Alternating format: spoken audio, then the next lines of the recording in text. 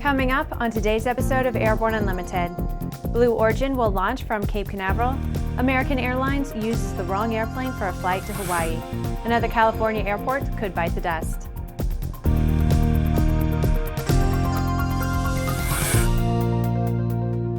I'm Bree Cross. It is September 16th, 2015, and this is Airborne Unlimited. Blue Origin has announced that its new home will be on the east coast of Central Florida at Cape Canaveral. Blue Origin founder Jeff Bezos announced the development in a speech in Florida and on the company's blog Tuesday morning. Bezos wrote in part, quote, "We'll be flying our orbital launch vehicle from Florida. We are thrilled to be coming to the Sunshine State for a new era of exploration," end quote. The launch facility will be located at Complex 36. Bezos said the site saw its last launch in 2005, and the pad has stood silent for more than 10 years. He added, quote, "We can't wait to fix that," end quote. According to the report, the first launch will be later this decade. However, the site will be active early on and used for testing the American-made BE-4 engine. Bezos also said, quote, "Residents of the Space Coast have enjoyed front-row seats to the future for nearly 60 years. Our team's passion for pioneering is the perfect fit for a community dedicated to forging new frontiers. Keep watching," end quote. When American Airlines sent an Airbus A321 on a route from Los Angeles to Hawaii on August 31st, they mistakenly sent an airplane that was not certified for extended-range twin-engine operational performance standards, known as ETOPS. American notified the FAA of the error as soon as it realized its mistake and said they began a thorough review of their procedure. The airline said in a statement, quote, "Already we have revised our software to properly identify the correct aircraft are operating the correct routes," end quote. The airline said that its A321S aircraft fly over the water routinely on many routes, but this particular airplane was not the correct airplane for American's Hawaiian flights. In other words, this particular aircraft was probably capable of making the flight safely, but it lacked proper certification. The FAA is looking into the incident. After the break, another case of development versus the airport. AML's patent-pending wireless induction charging system eliminates confusion over those charging cables, cuts down cockpit cable clutter, and allows you and your passengers to fly cordless and eliminate the cable nightmare. www.aviationmodificationleaders.com.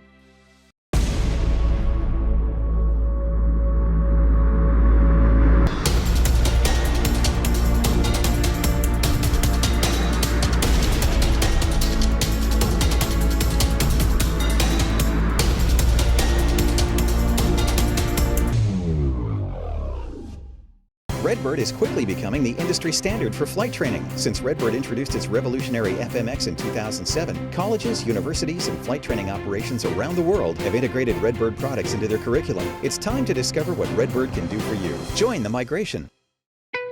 There's a difference between charting a steady course and pushing for the ceiling. And for nearly a century, Hartzell Propeller has been defining that difference. It's in our passion for engineering and research and our dedication to testing the limits of performance. We are built on honor. We are Hartzell Propeller. Welcome back. If you have a story suggestion for Airborne Unlimited, Aero-TV, our website, or podcast, just email to news-spy@aero-news.net. A developer in Cloverdale, California, north of San Francisco, is demanding that Cloverdale Municipal Airport, which has operated for 50 years, be closed and destroyed so that he can build a $200 million resort hotel and equestrian center on adjacent property. The developer says his resort will generate jobs and increase the property tax, bed tax, and sales tax receipts for the city, but the airport must go. There are the usual arguments against the airport that include the noise and the expense to continue operation of the airport.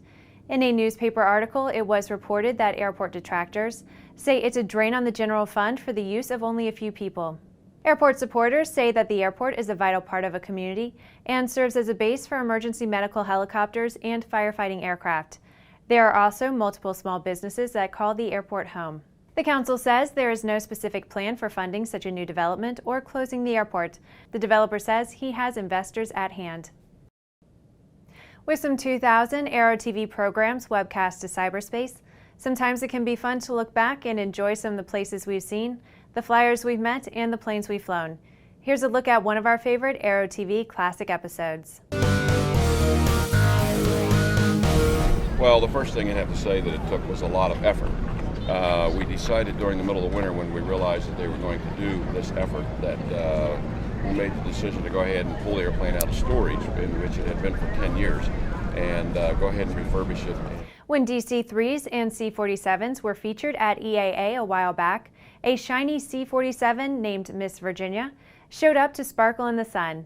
In this video, you'll learn about this plane and find out how they got it so shiny. Search a very polished C-47 on Aero-TV's news channel. After these messages, a World War II aviator is a pilot once again. The KSN 770 is an affordable, WAAS-enabled integrated MFD with a flexible hybrid user interface from Bendix King. Get your fingers on the 770's perfect blend of touchscreen and hard buttons.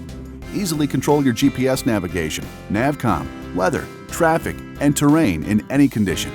For more information, go to bendixking.com. Sandia introduces the new SAI 340 Quattro TSO'd airspeed, attitude, altitude, and slip. With integral backup battery, safety never looked so good. See it now at www.sandia.aero. Now certified, Aspen Avionics single-band ADS-B ATX-100 and ATX-100G transceivers are the next-gen ADS-B solution that provides the features pilots need while keeping flyaway costs low. Check it out now at aspenavionics.com. Concorde's recombinant gas RG series sealed battery technology produces a high-performance battery with the advantages of being pre-tested and fully charged at the factory. Find out more about Concorde's entire line of batteries at www.concordebattery.com. Concorde, the heart of your aircraft. Welcome back. With so much news coming out of the aviation industry, we're summarizing some other interesting stories in a brief segment we call Around the Patch.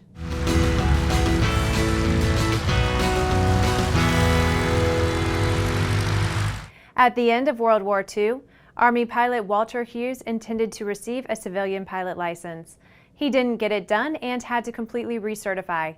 After a 70-year delay, he finally became a civilian pilot in August of this year. Sacramento, California-based Aerojet Rocketdyne has reportedly made a bid to purchase United Launch Alliance. Their bid is reportedly for the amount of $2 billion. However, there is no word that official negotiations are underway. 3 airplanes were destroyed and 2 others damaged early last week when a storm ripped through Stillwater, Oklahoma Regional Airport. The Cessna 172s were part of the training fleet for the Oklahoma State University. Initial estimated loss is $1 million. Last week, Carter Aviation Technologies made a presentation to the European Rotorcraft Forum in Munich, Germany.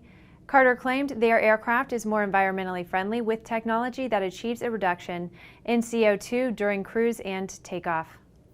It sounds like the bad old days of the Cold War again. Royal Air Force Typhoon jets intercepted 2 Russian Blackjack aircraft flying in international airspace.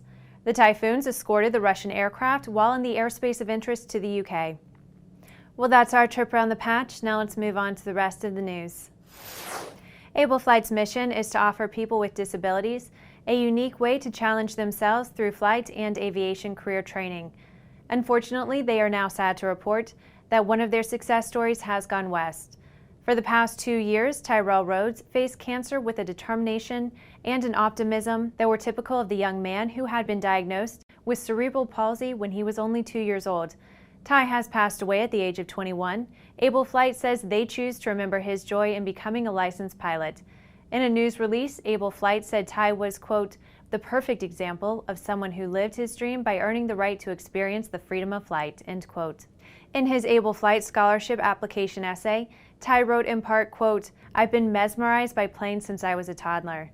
I remember lying on my trampoline, watching planes fly by for hours, saying to myself, wow, that's what I want to do. At a young age, I knew I was born to fly, end quote. In his memory, Able Flight is creating the Tyrell Rhodes Memorial Scholarship to be funded through private donations. Well, that's our program for today. Remember to get comprehensive real-time 24/7 coverage of the latest aviation and aerospace stories anytime at aero-news.net. Remember that Airborne Unlimited is streamed daily Monday through Friday with additional breaking news bulletins for important stories that fall outside of our normal deadlines. Please join us and a growing roster of over 100 outstanding industry associations and organizations every weekday for the best in aviation and aerospace news from the staff of the Aero-News Network, the aviation world's most comprehensive news and information resource.